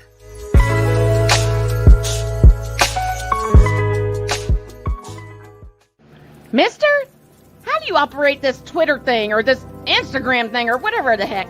You're supposed to know all this stuff. Anyway, welcome back to the show. Welcome back. Snowman here with you and inside of the Cool and Coach Hour. Cool McCain up top, Coach Donte down below. And Chiefs linebacker Willie Gay took a shot at the New York Jets. When someone asked him, what do you look on when you look on tape? What are you seeing from Zach Wilson and the Jets offense? And the response by Willie Gay is apropos and perfect when he said, quote, a team that wants to run the ball. Ouch. Ouch and ouch. But I'll pose the question that I said before we went to break. Is he telling a lie, though? I don't think so. Downstairs to Coach Donte. Is Willie Gay telling a lie on this? I don't think he is. Hell no, he's not telling no lie. Hell no. There's nothing wrong. Everybody knows Zach Wilson sucks. I think even Robert Saleh inside know that Zach Wilson sucks as a quarterback. Yeah. You know, when you're a coach, you're gonna try to be as positive as you could. You're not gonna actually come out and say on a press conference and in the media that your guy is garbage and sucks. You're not gonna come out and say that. You're gonna come out with much positivity as you can, regardless if the players don't like it, because that's pretty much the only quarterback that you got pretty much in that locker room probably right now that you can probably trust. But at the end of the day, you know why they can't run the football? Because guys are stacking the box and making Zach Wilson beat him with his arm. That's why they're not being able to run the football. That's why they're not as effective running the football, because everybody's making Zach Wilson say, hey, this dude can't go out there and beat me. This dude can't put together throws. He can't put a drive together. So what we're gonna do, we're gonna stop Breece Hall. We're gonna stop Dalvin Cook, and we're gonna make Zach Wilson throw the ball and beat us. And right now, you've seen the temple tantrum with him, Gary Wilson on the sideline saying he can't throw. You're seeing a divided in the locker room. Divided in the locker room. You see everything is tearing the team apart. And like I say, Robert Saleh this is a coach that got his team. They got his hands tied behind his back. What are you supposed to do at this point? So I don't know what he's supposed to do at this point. But I think inside, you know, he knows Zach Wilson sucking. Everybody that watch NFL knows that Zach Wilson stinks. Everybody knows that. It's just what quarterback on that Jets roster right now that you can throw out there and trust at this point outside of Zach Wilson, who's the number 2 overall goddamn pick. I don't know how he was at that point. I don't know how at that point, because he didn't play nobody special at Coastal Carolina. He played nothing. He didn't play no good teams at Coastal Carolina. The 2 good teams that he played against, he lost against. They lost against him as well. So other than that, I think Robert Saleh knows he's not it. I just think he has his hands tied behind his back, and there's no better quarterback on the roster at this point. And when Aaron Rodgers gone, it's just a hard blow for the team when Aaron Rodgers kind of went out for a little bit. But other than that, I think Robert Saleh knows that he's not the guy. He's just trying to give him much support he can, because you're not going to come out and say that in the media. You're not going to come out and say that to the squad that this guy is bad. You're not going to even do that. You know inside that he's not the quarterback. You just have no choice but to go with it, and the team has no choice but to go with it, because there ain't no better quarterback on that damn roster than Zach Wilson. Right. So that's why they cannot run the ball, because of Zach Wilson cannot make throws, and he just cannot put the ball where it needs to be to these damn wide receivers. So that's why they cannot run the ball. So again, if you're looking at the game, you know why they can't run the ball, because of Zach Wilson actually fucking sucks. That's why. Up top to Cool. Anything to add to that? Well, I want to say, first of all, that Zach Wilson is traced. Okay, very much so. Times 3. Trace. I do agree. There's no better quarterback on the roster. I do also want to say, if they were to add Trace.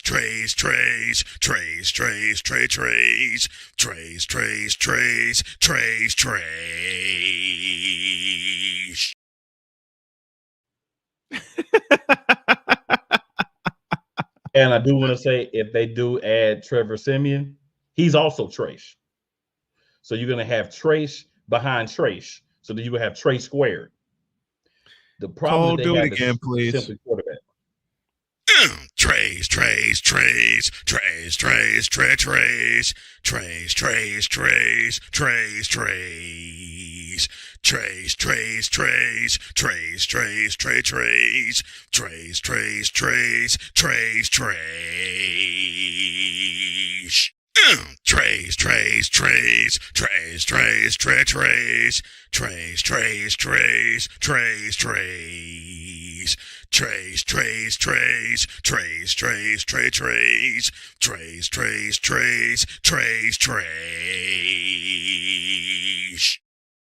That's about all you. That's about all you can do. So that's about the only way you can describe what's going on. We talked about the Bears being a dumpster fire. What about the New York Jets? You spent all this money on Aaron Rodgers, He's gone in 75 seconds, and you got nothing behind him.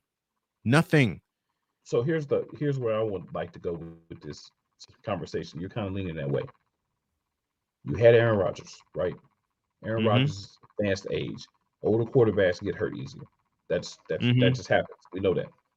So why on God's green earth would you decide that Zach Wilson is your backup and I'm not going to have a third quarterback? In case something happens to Aaron Rodgers, can come in and play football for my team and help my team win. That is on the organization. Robert Saleh is stuck. Robert Saleh can't go out and sign a quarterback. He's just coach. All he can do is say, we have faith in Zach Wilson. And in his mind, I'm sure he's used every curse word in the book, curse more than Coach Donte and Snowman together during these press conferences. You know what I mean? Because he knows. I know he has. I know he has, because Zach Wilson is so bad, Snowman. I dropped the Jets defense because they're not going to have a chance to be good this year because they're going to be on the field 3/4 of every game. This past one against New England proved it. This past game against New England proved it. This Jets defense by week 7 is going to be blown to bits and torn to shreds. And they're going to be they're going to rebel. They're going to rebel against the offense. That's what they're going to do. Somebody going to go Who Douglas back in the day when the Eagles had that bad year and take somebody behind the woodshed. Yeah. Because the Jets are being taken behind the woodshed right now. Right. And Robert Saleh, and like you said, Cool, Robert Saleh has no choice but to try and support Zach Wilson. But we all know what's being said behind the scenes, and it ain't pretty. It ain't pretty at all. You think he ain't on that goddamn sideline when that offense is going 3 and out every damn time? You think he ain't cursing in his mind? You think he ain't blowing up on his breath saying, God damn, we can't sustain drive. The defense gave up 10 points. The defense only gave up 15 points in the game. That game was similar to last year when the defense only gave up by only gave up 6 points until the punt return beat them basically till the special teams finally decided to give up a touchdown. That defense has been on the field the whole entire football game. Literally, you mean to tell me you can't get more than 10 points? I know the Patriots defense is good. They're very good on the defensive side. But you mean to tell me with a Garrett Wilson, with a Alan Lazard, who they are comfortable wide receivers. They're good enough. They're good enough. And no use. Brees Hall. They're good enough.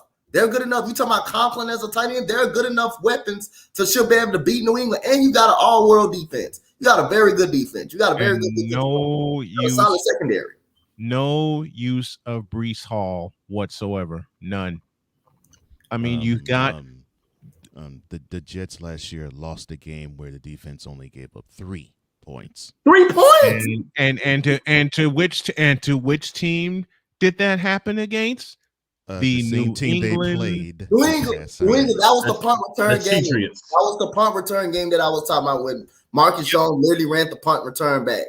Turn back for a touchdown. That was the game right there that they lost, only giving up 3 points because Zach Wilson. And then he has the right to say to take no accountability. Take no accountability for any type of football game. That's immaturity. That's shows how immaturity is at all. And now you got the defense frustrated. They got to get back off on the field. Now you got the offense, and Garrett Wilson damn show ain't afraid to let them hear about it.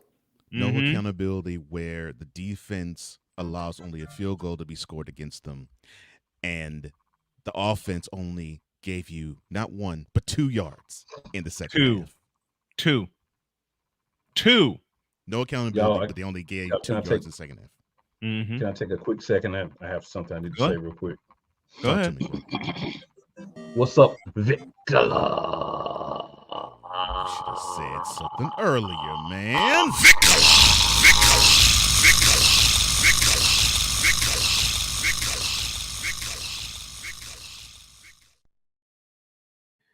The late, great Mel Blanc said it best in a Bugs Bunny cartoon. I think this is how every member, save Zach Wilson, of the Jets feels right now, including Coach Robert Saleh. They just want to say, so goodbye to you and farewell to thee. Because there's no fixing the New York Jets nor the Chicago Bears right now. One more break, and then Coach Prime at it again, but in a good way. Coaches are taking shots at him. We're going to discuss why when you all get back. Join Ryan McCarthy. I became a Jets fan because Kurt the Frog was my favorite Muppet because he was green, and the Jets wore green. That's how I became a Jets fan. And Dustin Henry. ESPN is cashing all in on let's pay a few personalities and we'll just kind of fill in the gaps. As they walk you through all of the world of sports from their perspective. The Albany Empire, it's a literal circus. No credentials required. Where, Ryan, say the tag. Where you don't need a press pass to talk sports. Every Monday at 8 p.m. Eastern, 7 p.m. Central. On YouTube and where you can find all podcasts. Where did the time go? I don't know how I got here. You've done the hard part. You quit smoking. Now do the easy part and get scanned for lung cancer. If you smoked, you may still be at risk, but early detection could save your life. Talk to your doctor and learn more at savedbythescan.org. If you're talking, they will hear you. We all want our kids to grow up safe and healthy, so we show them how. And we tell them with honest conversations that let them know what we expect. Not just one time, but every chance we get. That's especially important when it comes to alcohol and other drugs. Kids not only need to know the dangers and how to avoid them, they need to hear it often from you. And when it comes to pain medications, opioids, they need to know that they should never be taken without a prescription and never shared with friends or family. It's dangerous and illegal. So talk with your kids and guide them through the challenges of growing up safe and healthy. Because when you talk, they hear you. For more information about talking with your kids about underage use of alcohol and other drugs, visit underagedrinking.samhsa.gov. So talk, they hear you. You can do it if you try. He was only 58 years old when he passed away. That outcome could have been different. Colorado happens to be one of the worst states for radon levels. It's in our ground, and it seeps up. The more you breathe radon, the more chance you have of DNA being hit and the cell mutated. The EPA estimates 22,000 lung cancer deaths a year caused by radon.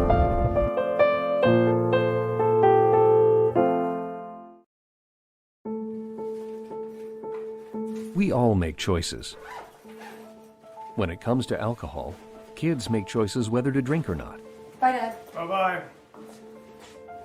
Remember, I'm going to Alex's party tonight and sleeping over. Have fun. Hey, have a seat for a second.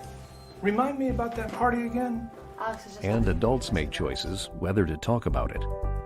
That's true of parents and every other trusted adult in a kid's life. Kids want to know our expectations when it comes to alcohol and other drugs. They want guidance and honest answers to their questions.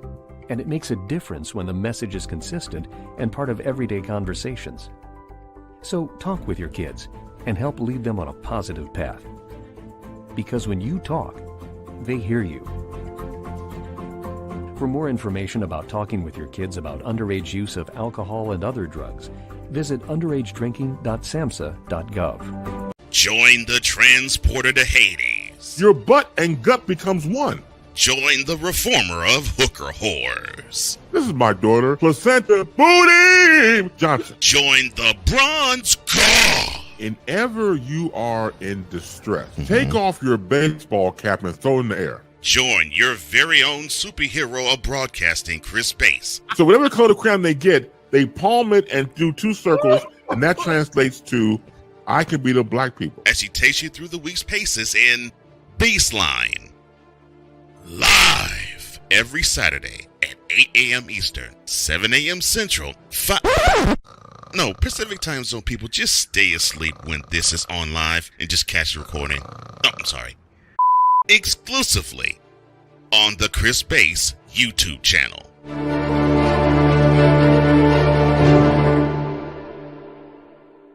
Because we take this job so serious. I know this is going to come back to haunt me, but I take Carson Wentz over Zach Wilson. Oh, no! And Donte walks off. What in the all types of blue hell? This is Snowman in the Morning with Cole Johnson.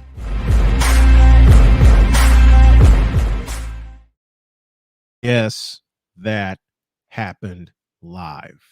And you know what, man? If you're the Jets, you should make a call because he can at least throw the ball. Hey, yeah, call for Davis Mills. Lisi, Davis Mills could be potentially one of the best backup quarterbacks in the league. Yeah, call for that. Now, if you need a quarterback, Jets, we'll do a deal with you for Davis Mills, but we won't take Zach Wilson. We'll take like a 6th-round pick for you. From you. We don't. We'll take a 6th-round pick for or a story I touched yesterday, and I want to go in the back room with Cole Johnson. I beg your pardon. With this, Cole sent me this gem yesterday that Colin Kaepernick wrote an open letter to the New York Jets, begging for an opportunity. Cole, the floor is yours. Should sign him. He's still better than Zach Wilson. Yeah. I'll even be on your practice squad. I like I said, Anything. I'm just gonna sit back and, you know what? We usually only do this early in the week. But doggone it, this one's necessary.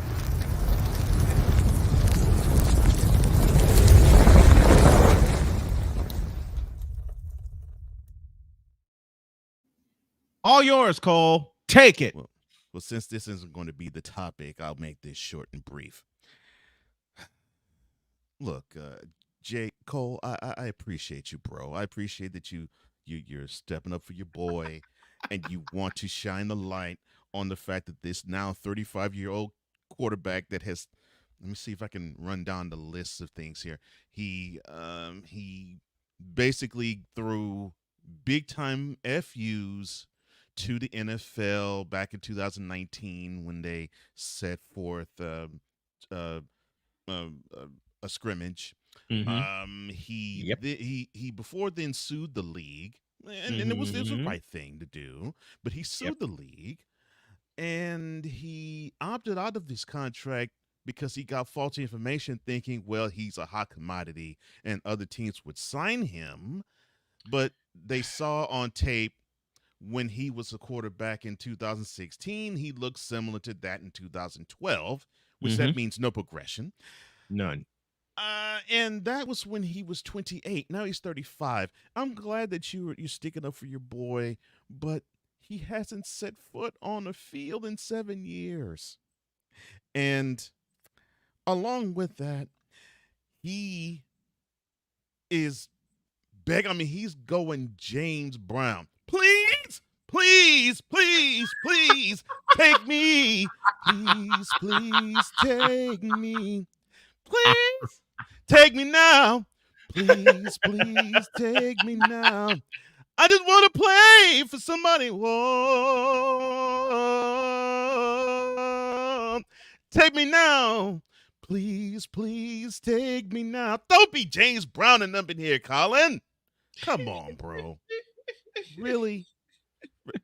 So, Jay, I appreciate you sticking up for your boy, but you gotta understand, man. This man has burnt every bridge. There's burning bridges, and then there's burning cities. This dude has taken the torch and he's burnt the NFL city down. I mean, he does not really have a road back to the league because they look at him and the owners think that he is an albatross. So why would they want to bother with him? And I'm not saying that's right or that's wrong. I'm saying that's just fact. So now he has to deal with this, knowing that he has torched his whole future with the league. And for what? For a stance that, yes, it's a good stance and all, but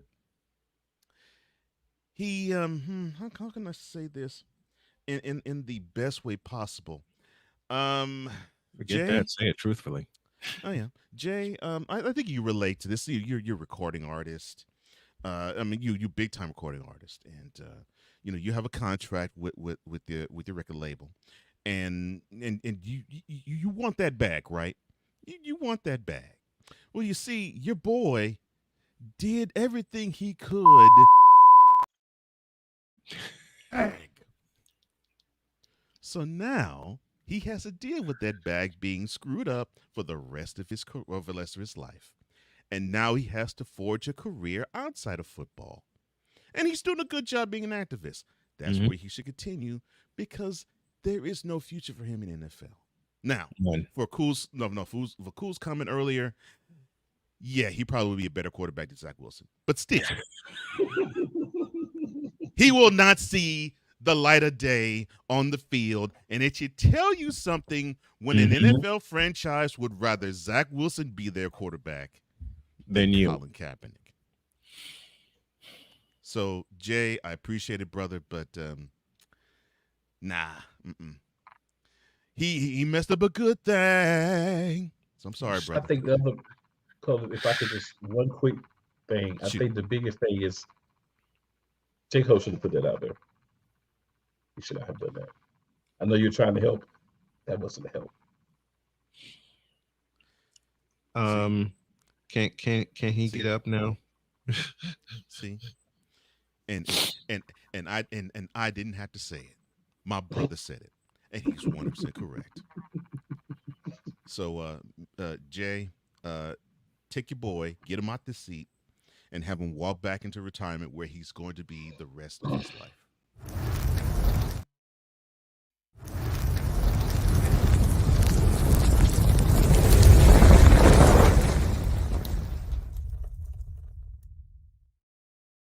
Now, speaking of a hot seat, it's been too many years, right? He's done. Way too many.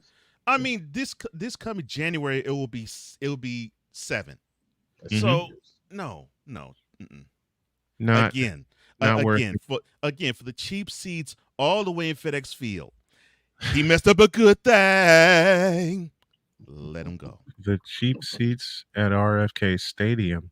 He messed up a good thing.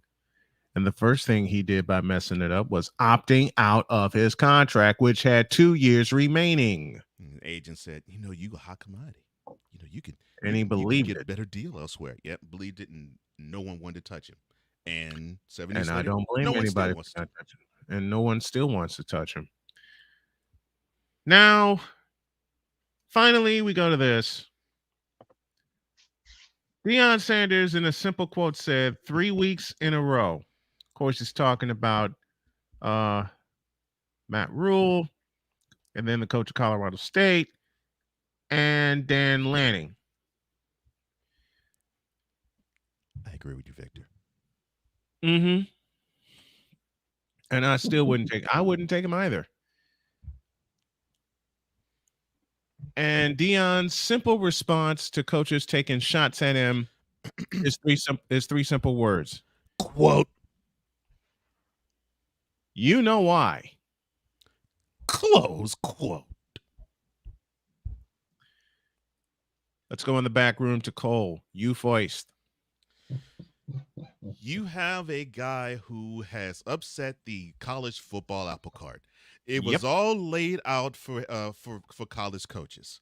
He's supposed to have the pedigree. He's supposed to work up his way, whether it's through the pros or through college. He does the position job. Then he may do another position job. Then he may do a coordinator's job. And then from there, he has this built up in some program. And then you have a big time school look for that guy, grab him and say, you're the guy who's going to lead us because you have all this pedigree beforehand right in front of you. Instead, Colorado took a chance on the guy who only had Jackson State head coaching experience before him. And when Jackson State took him, he had none whatsoever in college football. So now you have this guy who comes into a Power 5 conference and he is upsetting everybody from Nick Saban, even though he's done commercials with him.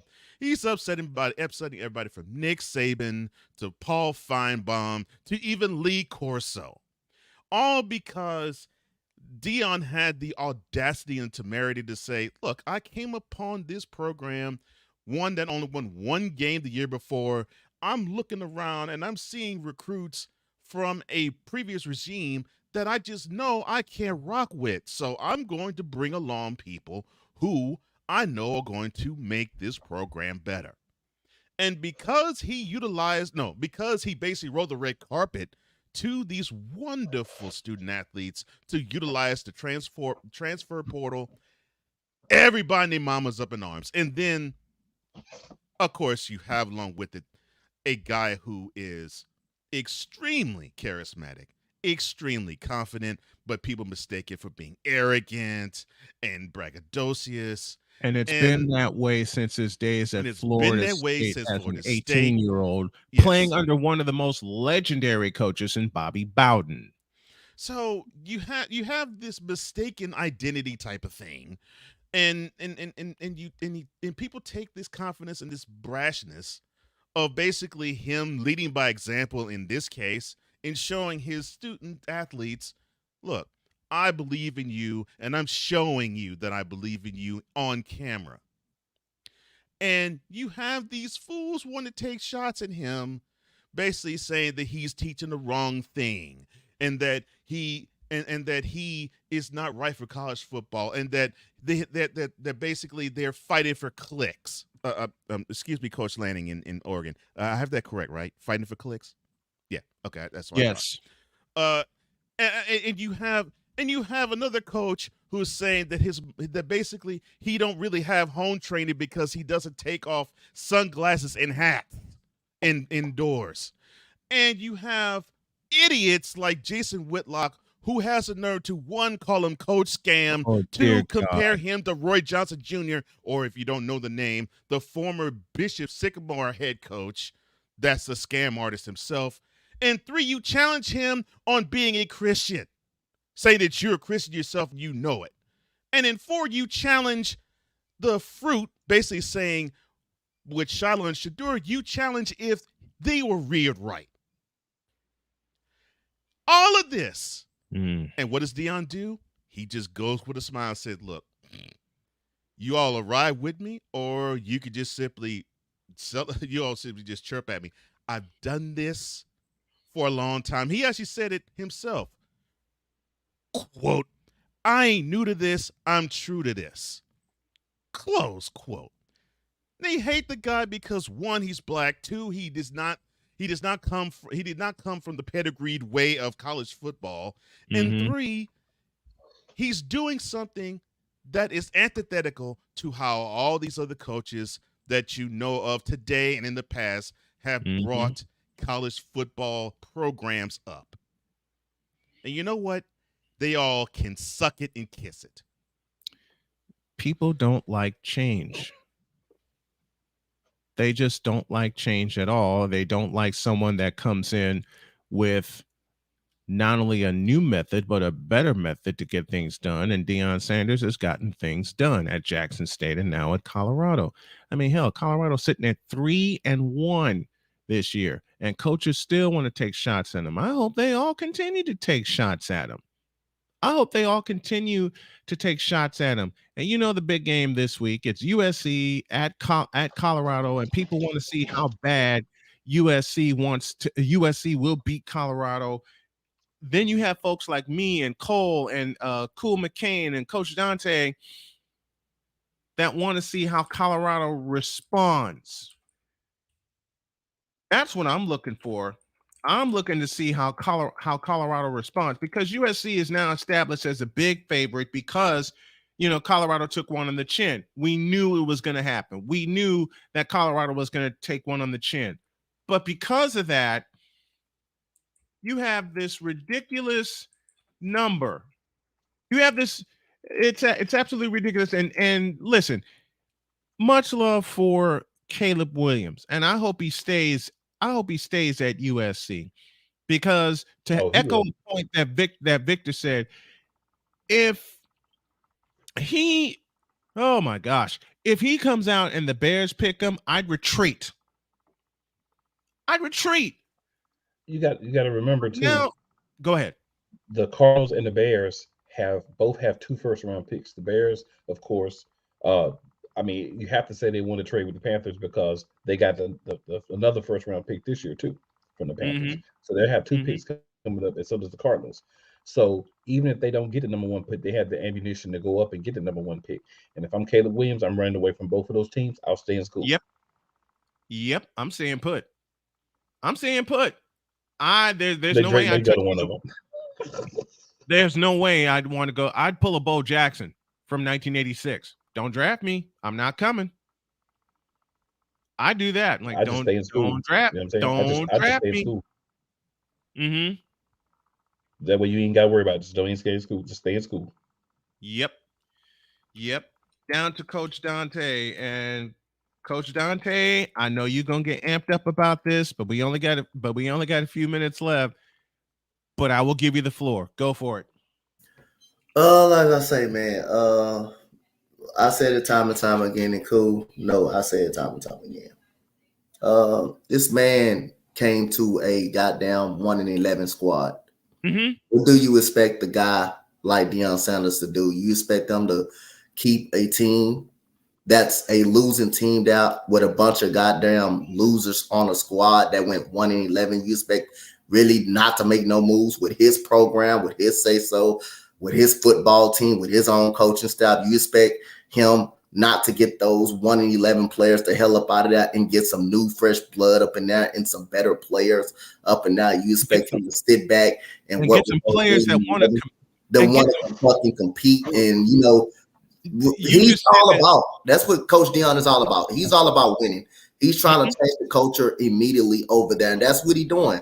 Winning 3 games himself is a successful season. But like I say, I think they're going to win 7 games, 7 or 6 games. I think they're going to make a bowl game. And next year will be the year you will be scared of them next year, because like I say, the recruiting class he's going to end up with, he's going to end up with some bunch of guys out of the transfer portal. So next year he will be probably in that between that New Year's 6 bowl game next year. So people want to see them lose. We all expect them to take a smack on the chin versus Oregon. It's nothing wrong with taking a smack on the chin against a team that's better than you. It's nothing wrong with taking a smack on the chin against USC, a team that's possibly can light up the scoreboard. There's nothing wrong with losing to better football teams. But do you see improvement of the team? How they bounce back? Yes, I will see improvement in how they bounce back. Like I said, I think they're going to win 7 games this year. They're going to make 7 or 6 games. That's good. They're going to make a bowl. That tells you they're already going in the right direction.